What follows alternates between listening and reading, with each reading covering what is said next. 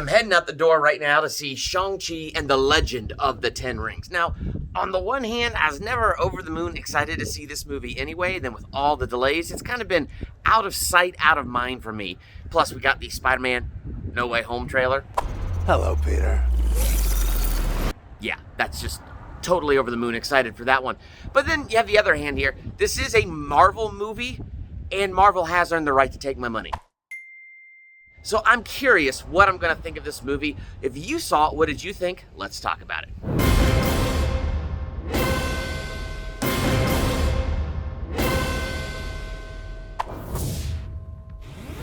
So I went home, thought about it, slept on it, and now I'm ready to give this movie my grade, and I'm going to give it a B-. Now, full transparency.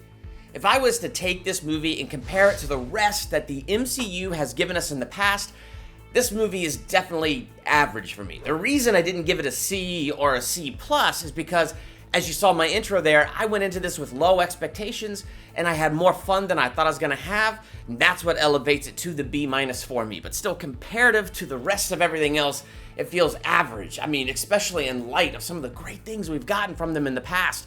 But I did have fun with this movie. For instance, I thought the martial arts scenes were really cool. So if you like martial arts, you like Marvel, here we have it brought together and we have some really good martial arts scenes. I also really liked getting into the history of the Ten Rings, because the Ten Rings has been around the MCU from the beginning. There they are in the first Iron Man movie, and so it was very cool to see the real Mandarin, to go all the way back thousands of years in the past and to see him begin his conquest to take over the world. And I like how they left mystery surrounding the rings. They did it like the actual literal rings themselves. And now I've never read the comics, so having not read the comics, I don't know the comic origin for this or anything like that. But I do like how this movie handled it, because in the narration, they talked about how nobody knows if he found it in a tomb or if he found the rings in a crater. I'm kind of leaning towards the crater because there seems to be something very alien about these rings. And then you skip all the way to the end, spoilers by the way, in that post-credit scene where you have Bruce Banner and he's talking about how exceedingly old these rings are as they're looking at him and seeing that they're sending out a message into the universe. So they're sending out a message, they're incredibly old, they're not vibranium. What on this green earth are the rings? One ring to rule them all. So you know, somewhere in the future of the MCU, we're gonna get the answer to that question, but I like how this movie had me sit in mystery about it and kind of wonder, what are those rings? How long have they been here? So I'm looking forward to getting into the true nature of those rings in the future.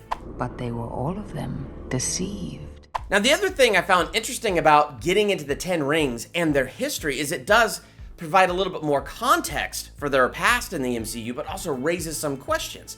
Because you have the real Mandarin in 1996, he met his beloved, and they wouldn't let him into Ta Lo as they fell in love because of his past. So his beloved and him, she leaves Ta Lo, he gives up the Ten Rings, and they go to build a life together. He gave up the Ten Rings and immortality to grow old with her. So they gave up their past to build a life together. So it makes you wonder certain things. Like in Iron Man 3, you have Killian who uses the name Ten Rings to inspire fear and makes Trevor, the Mandarin, to be the face of that fear. And you'll never see me coming. You would think the real Mandalorian? You would think the real Mandarin would have come in to put a stop to that, but he doesn't, probably because that's when he's married. That's when he's raising his kids, and that's when he's having his life. Same thing with Iron Man 1. It makes you wonder, the group that had captured Tony and they were holding him hostage, they were called the Ten Rings. Were they just using that name because of its reputation and the fear? Or were they part of the Ten Rings and kind of splintered off because their leader had given up the literal Ten Rings and was married and raising his family? So it's interesting because it gives more context, but at the same time raises more questions. I do hope those get answered a little bit later in the MCU. One of the things I liked is, the MCU, it's got some loose ends. And I don't think they tied up the loose ends, but it was definitely a wink and a nod like, we haven't forgotten. For instance, Abomination. I don't know where he got those fins on his face, but whatever. It's Abomination from the Incredible Hulk in that underground fighting arena with Wong. How awesome is that? And then you kind of see they're working together winning some money, and he's talking about, how to punch in their training and stuff. So it's kind of interesting, this history now with Wong and Abomination, and I want to know more about that. When did that start?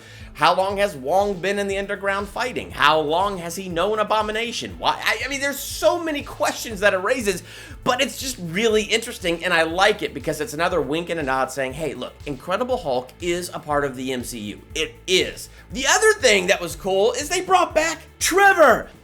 My name's Trevor Slattery. And it kind of fulfills what they set up in that short film that's on the Thor The Dark World DVD, where you see, he's in prison, and then the real Mandarin busts him out. But then it says in this movie that he did a performance of Macbeth, and I guess they really liked it. So rather than killing him, they spared him, and now he's kind of this court jester living in the dungeons below. So on the one hand, it's kind of tragic. On the other hand, it's just nice to see Trevor again and see what's been going on in his life.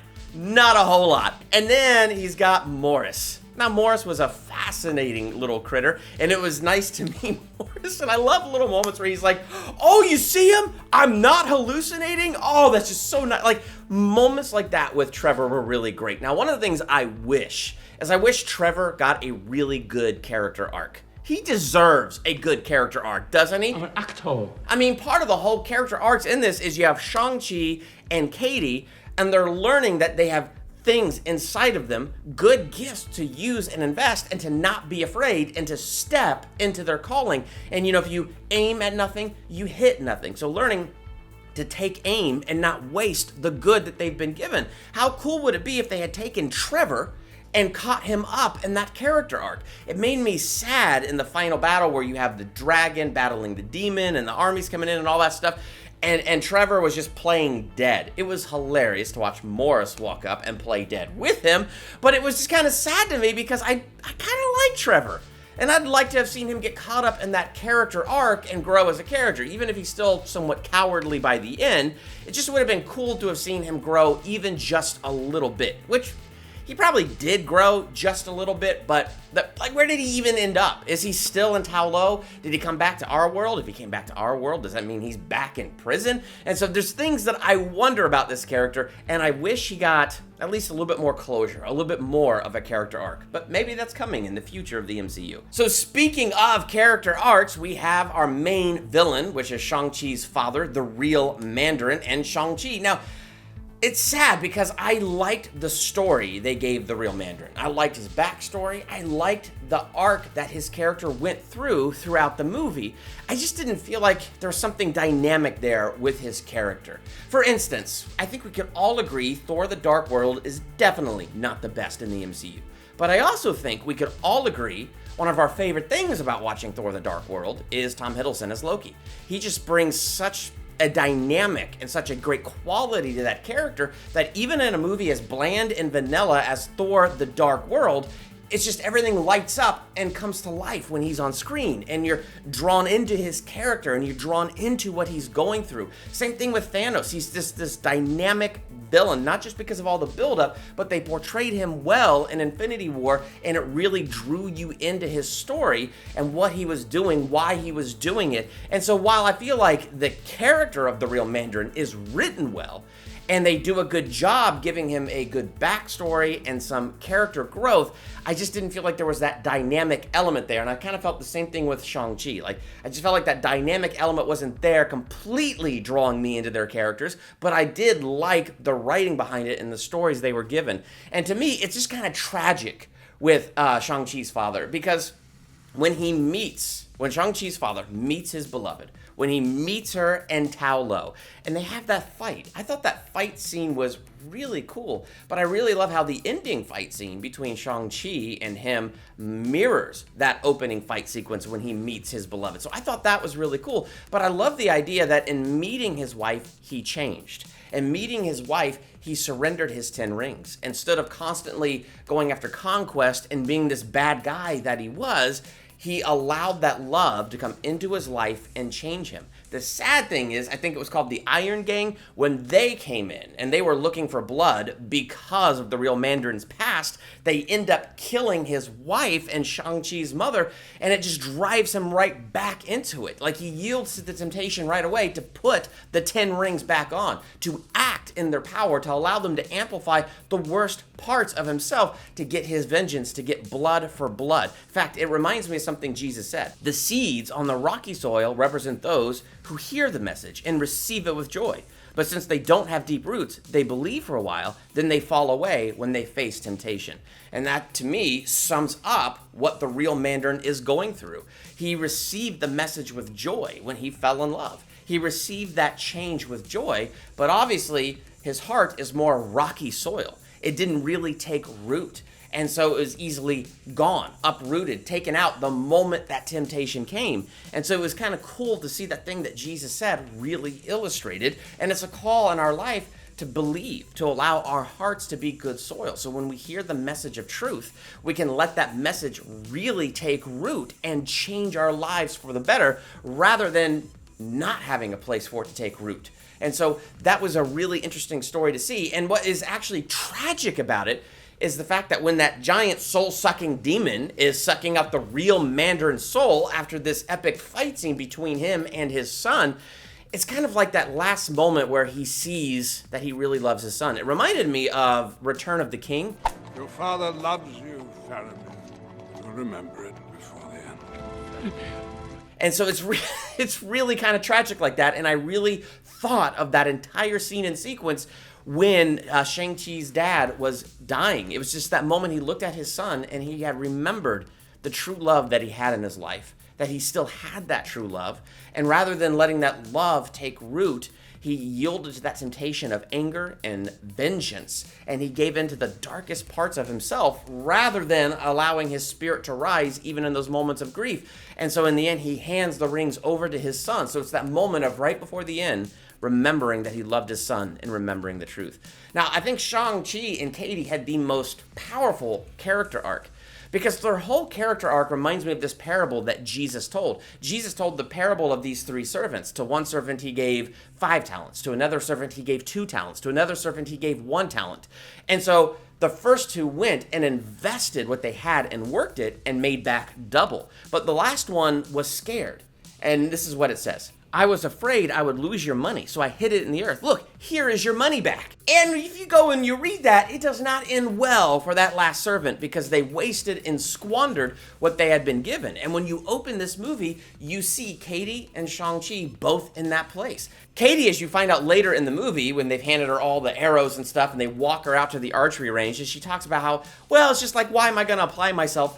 I really think what it is just this fear that she's gonna fail. So why really learn something? Why really get invested in something when I'm just gonna be disappointed anyway?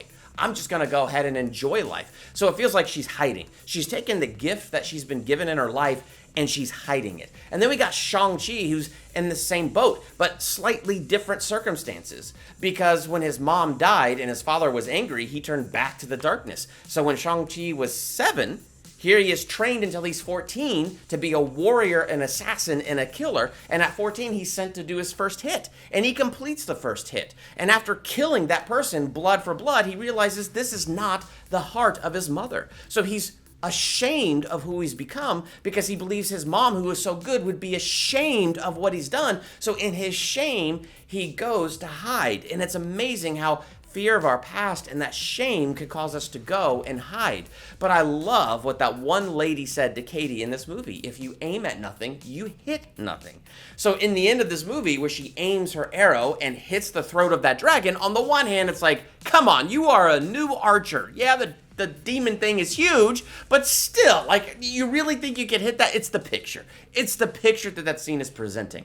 That for the first time in her life, when everything was at risk, rather than being afraid and shrinking back, she took aim. If you aim at nothing, you hit nothing. So she took the risk. She aimed and she hit.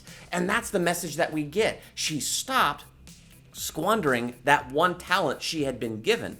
And now she worked it. She invested it. She stepped out into what she was called to do. And in essence, she became a hero. And that becomes the lesson Shang-Chi has to learn. You know, his aunt is telling him, you have light in you, you have dark in you. You have what your father gave you, you have what your mother gave you. You need to embrace them both. And he flashes back to his mom teaching him and saying the same thing. You need to take what your father has given you, what I've given you, and you need to make it your own. So when his mom was being killed, he was hiding. I mean, he's a kid. He should be hiding. There was nothing he could do. But even his father blamed him and saying, you hid. You were fearful. And so, you know, he allowed that to fill him with that rage. And that's why he trained so hard so that he wouldn't feel so small and vulnerable. And he trained so hard and did what his father asked of him. And then he instantly felt ashamed of it. So he just went and hid. And he was ashamed of all that was inside of him. And so this movie is about him having to face that truth so that his spirit can rise. A truth we all have to face is Romans 3:23, that we have all sinned. Every single one of us have sinned and fallen short of the glory of God. But it doesn't stop there. Yet God, in his grace, freely makes us right in his sight. He did this through Christ Jesus when he freed us from the penalty of our sins. So we got to face not just one part of the truth, but the full truth. Sometimes we just get ashamed of our past, and God, who is so good, he's got to be angry at me. When the truth is, God so loved the world, he gave his one and only son for you and I. That's the truth about God. So we got to face the truth about who he is and the truth about who he created us to be. What did he create us to be? For we are God's masterpiece. He has created us anew in Christ Jesus so we could do the good things he planned for us long ago. So we need to face the truth. Even though we have sinned, we've all messed up. We can't allow that to control us, to hold us back from the good that God has called us to do. He's the one that has called us. He's the one that has put that work in front of us to do. So in Jesus, there is no condemnation. We don't need to be afraid. He's not angry. That's what Shang-Chi had to learn. His mother loves him. He made some mistakes. She's not ashamed of him. He had to face the truth in himself and take what his mother and father had given him and make it his own. But he also had to face that truth and know that his mother is not ashamed of him. When he faced those truths, he was able to step out into his calling and destroy that demon creature. So it was very cool, the character arcs between Shang-Chi and Katy. So a lot of that stuff I really enjoyed, and that's what I like best about this movie. I did like the post-credit scenes. It makes me wonder, why is Banner not the Hulk? Were you wondering that? Maybe you have the answer. We could talk about that in the comments because this is a spoiler talk. So I am curious, why isn't Banner the Hulk? We had Captain Marvel there at the end. Then she had to go take care of something that's probably leading into the Captain Marvel sequel. And then you have the 10 rings, and they're calling out into space, calling out, well, maybe not space, I don't know, but they're calling out to something. That was really interesting. I also love learning about Tao Lo. It felt like it was what Iron Fist was supposed to be, Kung Lung, but I really like learning about Tao Lo, that it's this other dimension, and that there's all this great city somewhere in there with all this great culture. I want to learn so much more about that. So I think it did a great job world building, and, you know, we have the whole cosmic space thing, and I feel like this is kind of an extension of that. I don't know. It's not a cosmic space thing, but it's like, you know, going through the wardrobe into Narnia. Like, there is this other dimension, this other world, and I want to know more about it. So there's a lot of things I found interesting in this movie. So what did you think? I'm giving it a B-. Even though I found a lot of things interesting, that's why I enjoyed it more than I thought I would. Still, comparing it to the rest of the MCU is just a little bit average to me. Do you agree with that, or do you disagree? I look forward to having this conversation with you in the comments. While you're there, hit the subscribe button to become a Durbanian. Hit that bell by the subscribe button so you're notified for my next movie review, ranking video, or anything else I do here. In fact, I got a ranking video coming out here real soon, ranking all of the MCU, now with Shang-Chi. Where is that going to fall in my ranking? Well, I guess you'll have to find out. I'm Durbin. Thanks for checking out Durbania.